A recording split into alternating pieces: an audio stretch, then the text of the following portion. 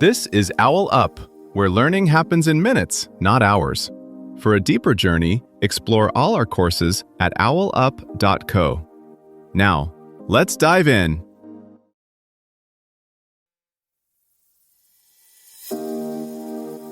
Welcome back to Chapter 2 of our series, Digital Privacy, What They Know and How to Protect Yourself. In today's episode, Tracking Technologies, How They Follow You, we're going to unravel the mystery behind cookies and trackers, those little bits of code that keep tabs on your online activities. So, grab your favorite beverage and let's dive in. Right now, as you listen, your phone is quietly reporting pieces of your life to companies you've never heard of. On a news site, in a grocery store app, even walking past a mall display, tiny trackers link those moments into one detailed story about you. On an average news site, your visit can trigger 20 to 50 separate tracking requests before you even scroll. Open a popular weather app, and odds are it pings multiple advertising partners every time you check the forecast. This isn't a glitch. It's how the modern attention economy runs. Around 80% of well-known websites embed third-party trackers that observe what you read, when you click, and how long you stay. On mobile, it's even denser. A major Oxford analysis found that 97% of top Android apps quietly communicate with at least one outside company. Layer on location-based systems, GPS pings, Bluetooth beacons in stores, Wi-Fi probes, and your movements can be inferred down to which cafe you prefer and when you usually commute, turning routine habits into actionable signals. That stream of signals doesn't just sit in a log file. It's bought, merged, and scored. Data brokers can attach hundreds to thousands of attributes to a single profile: age range, income bracket, likely hobbies, political leanings, even whether you're in market for a divorce lawyer or luxury SUV. One broker admitted to holding over 3,000 data points per U.S. adult. Law enforcement can buy access to some of these datasets instead of getting a warrant. Political campaigns rent them to micro-target swing voters across a few dozen zip codes, testing hundreds of ad variations a day to see which ones move the needle.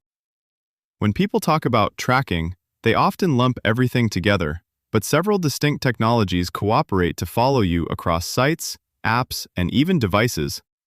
Start with cookies. A common misconception is that cookies contain your secrets. In most advertising systems, a cookie is closer to a claim ticket, a short ID like AB3F that a server uses to look up your profile in its own databases. One ad network might maintain tens of billions of these IDs at once. If a single cookie ID is seen on 5 news sites, 3 shopping sites, and 2 streaming services in a week, that's already 10 separate contexts tied to one identifier. Enough to label you as, say, a new parent, sports fan, budget conscious, in a matter of days. Then there's browser fingerprinting. A 2020 Electronic Frontier Foundation study showed that a combination of details, screen size, installed fonts, time zone, graphics capabilities, could uniquely single out about 83% of test users. No visible pop-up asks permission. The uniqueness comes from how many little quirks line up together. Change one element, like your browser version, and you might still be recognizable because 14 to 20 other traits remain stable. On phones, advertising IDs play a parallel role. Before Apple's tracking crackdown, a single mobile ad SDK embedded in 1,000 apps could see the same IDFA, identifier for advertisers, in social apps, games, finance tools, and travel planners. If even 5% of those apps requested precise location, that could mean dozens of coordinates per day, per person, millions per day for a mid-size ad network. The economic incentive is huge. The location-based advertising market alone is forecast to hit about $236 billion by 2028. For a retailer, paying $2 to $5 CPM, cost per thousand ad views, to reach people recently seen near a rival's store can outperform broad TV buys. Data brokers may sell segments like frequent fast food visitors or gym regulars, each assembled from billions of location pings and purchase signals. And when Apple reported that around 75% of iOS 15 users tapped Ask App Not to Track, some mobile advertisers saw campaign performance drop by roughly 15%, enough to slash entire product lines from their budgets. That pushback is now reshaping how aggressively companies try to follow you, even as they experiment with new, harder-to-see methods. A single visit to a big e-commerce site might trigger 30 to 60 separate advertising and analytics scripts. One script notes you viewed noise-canceling headphones. Later, a different site owned by the same parent company records that you read an article about remote work. A shared ID lets them connect those events and bid a few extra cents to show you a home office bundle ad. At scale, this happens billions of times a day. Offline, a grocery chain can link your loyalty card to your phone number and email, then sync those with online ad platforms. Buy plant-based meat 3 times in a month, and you may be added to a high-value vegan audience of, say, 500,000 shoppers nationwide. Advertisers can then pay to reach this group on streaming TV, social apps, and in-store screens using slightly different creative for each channel, like adjusting a recipe the same way for an oven, stovetop, or microwave while serving the same meal.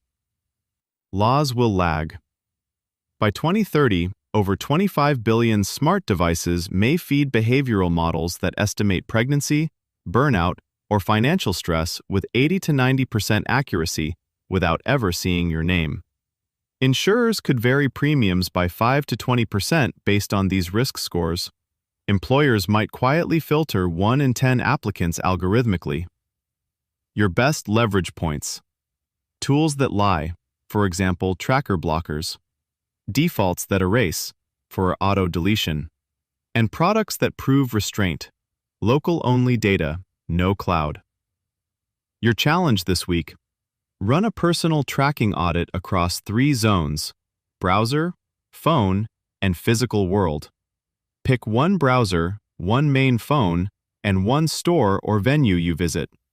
In your browser, open DevTools, Network, reload a news site, and count how many requests go to domains you don't recognize.